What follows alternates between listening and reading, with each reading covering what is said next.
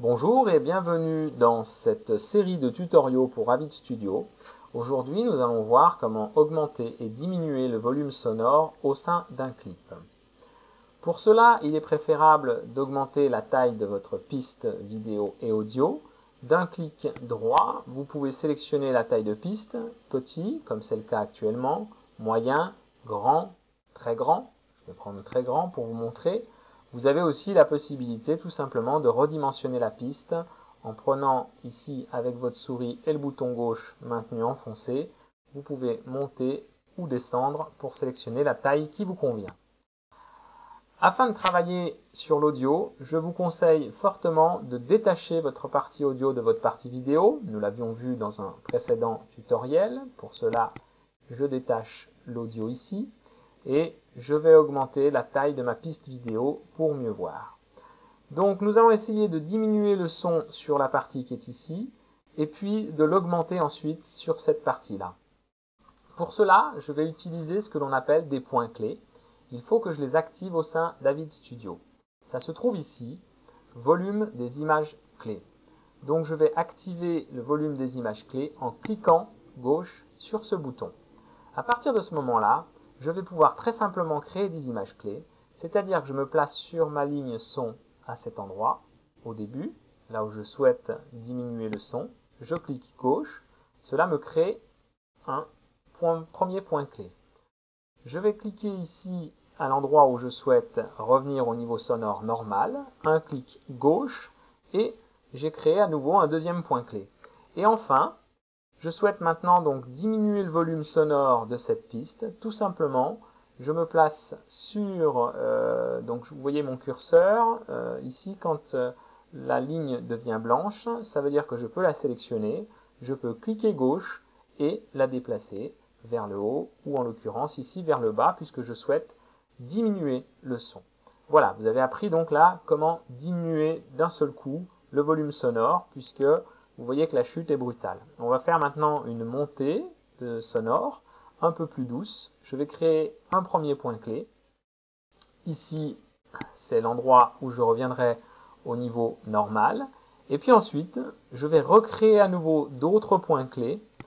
Un ici, puis un là. Et enfin, je vais pouvoir donc déplacer ces points clés, là en l'occurrence vers le haut, puisque je souhaite monter le niveau. Et vous voyez cette fois-ci que la montée se fait progressivement.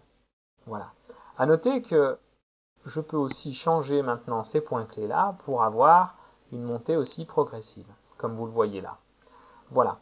Enfin, autre chose intéressante, je peux par exemple mieux voir le niveau sonore. Pour cela, il va falloir que j'affiche la table de mixage. Donc je vais cliquer sur ce bouton, ce qui me permet d'ouvrir donc cette table de mixage où on a plusieurs boutons. Le premier qui est le niveau master de la piste et le deuxième qui est représentatif justement de cette petite ligne verte sonore du clip actuel. Le premier va nous modifier en fait le volume sonore de toutes nos pistes, tandis que celui-ci n'interviendra que sur le clip actuel et à la position actuelle, c'est-à-dire que là vous voyez la position du curseur à l'aide de cette ligne rouge, et bien ici, si vous voyez le niveau sonore qui est en l'occurrence ici à moins 36 dB, je peux tout simplement cliquer gauche et faire bouger ma souris et je vais donc monter ou diminuer le son de cette partie. Donc en fait, en jouant sur cette molette, je vais faire varier cette partie. Si je voulais faire varier celle-ci, je me mettrais entre ces deux points clés et à ce moment-là, je peux faire varier le volume sonore de cette portion. Ça fonctionne avec toutes les portions de son. C'est-à-dire qu'en fait, à chaque fois que vous jouez sur cette molette, vous faites varier le son entre les deux points clés, entre les deux. Voilà.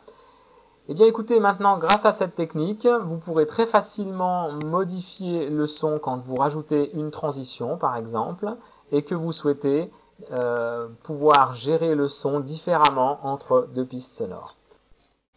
Une petite précision supplémentaire, Concernant le volume sonore, je suis ici donc au plus bas par exemple et je souhaite le changer. Je peux le changer directement à l'aide de la valeur numérique. Donc vous voyez ici le moins 35 dB. Je vais venir cliquer dans cette partie et je peux rentrer une valeur comme moins 15, moins 7, plus 3 dB. Donc là je tape tout simplement sur mon clavier numérique une valeur numérique et puis ensuite j'appuie sur la touche Entrée et vous allez voir, hop, la petite ligne s'est déplacée du bas vers le haut. Je suis maintenant à 3 décibels. Voilà. Pendant qu'on y est, on peut regarder aussi le son 5.1, c'est-à-dire qu'en cliquant sur ce petit panneau, je fais apparaître ici une fenêtre qui va me permettre de déplacer le son d'un haut-parleur vers un autre. Donc il va falloir dans un premier temps que je passe en mode 5.1 ici. Et à partir de ce moment-là, je pourrais aussi basculer entre l'arrière à droite, l'arrière à gauche, l'avant à gauche, l'avant à droite. Ainsi, si je veux par exemple dès le début de mon clip être avec un son complètement à gauche et en avant, je vais mettre mon point bleu ici. Et à la fin du clip, je voudrais déplacer mon son complètement derrière et à droite, je le mettrai là. Vous voyez ici, c'est la petite ligne bleue cette fois-ci qui est modifiée. Et de cette manière, je pourrais très bien faire en sorte que quand j'ai une voiture qui passe de gauche à droite, je puisse modifier mon son pour que l'on l'entende vraiment de gauche à droite ou alors faire des artifices comme de droite à gauche, etc. Si vous avez déjà un caméscope 5.1, vous avez déjà donc le son qui est réparti sur les différentes enceintes. Néanmoins, si vous avez un caméscope stéréo, vous pouvez tout à fait vous positionner en 5.1 pour restituer le son sur un système 5.1 chez vous. Voilà. Merci de m'avoir écouté et à très bientôt.